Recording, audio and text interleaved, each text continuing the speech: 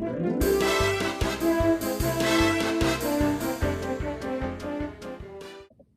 right, so the first game I want to talk about in our geography game schooling episode is BrainBox All Around the World. Now, I will note that on BrainBox games, you have to really make sure that you know exactly what you're getting, or on accident,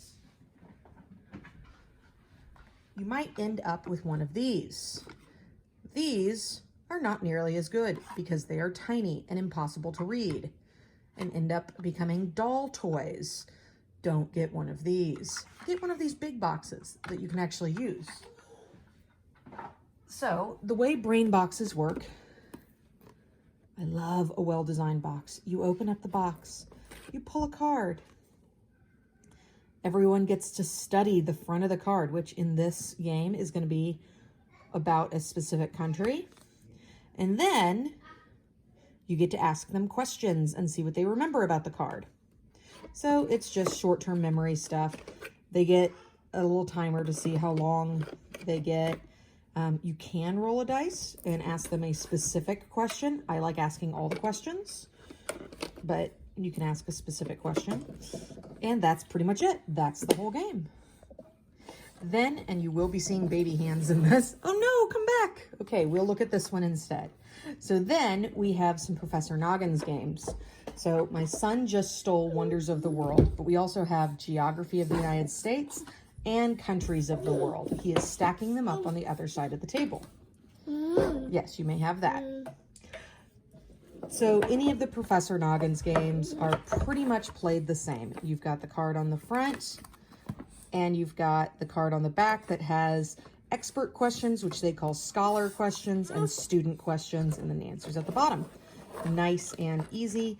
These are some of my daughter's favorite games. She loves anything trivia based, so Professor Noggins is right up her alley. We got these two next games from Lakeshore Learning, and they're not our favorites. I will say right up front, we consider them a little too juvenile for how we like to school, and I don't know, they're okay.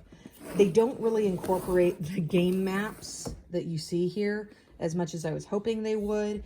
The game maps seem to be there for almost no reason. You collect coins as rewards for the answers that you got right. It's okay.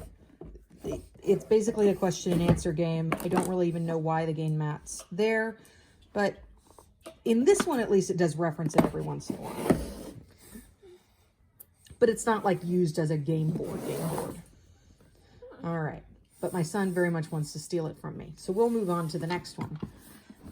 The next one is a national parks game. Does this teach you geography at all? Absolutely not. It is just a beautiful game that explores our country's national parks. I do really love it though, and the illustrations are gorgeous, and I thought I'd throw it in here rather than anywhere else in our Game and School series, because national parks are awesome and we should know about the treasures of our country. To continue along that, we also have Trekking the National Parks. Now, this does have a lot more educational value on it because on the individual cards, they give you a good amount of information about the individual parks. You're interacting with a map of the United States, so you're getting a lot of United States, orientation and geography in there. This one is really, really cool. It is a 10 plus, so if your kid is able to do 10 plus games, great. It might be more of a parent game if they are younger. We also have Trekking the World. Now, I absolutely love this one. I do consider it a great geography game. You get to interact with this wonderful world map.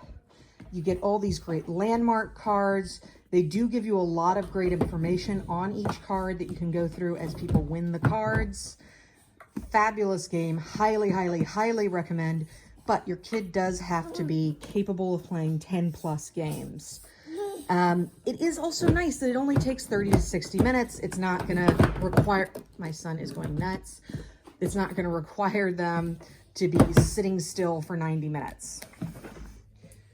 Then the last one is actually, surprisingly, our favorite. Hey, and for some reason it has an apple sticker on it.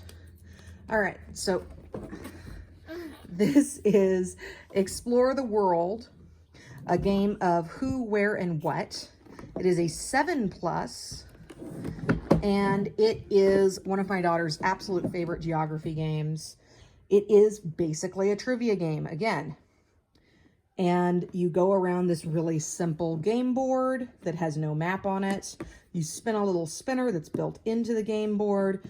You get different cards. You can get map, flag cards, city versus natural land cards, and then just the fun cards. And they ask you little questions. You try to get them right. You move around the board.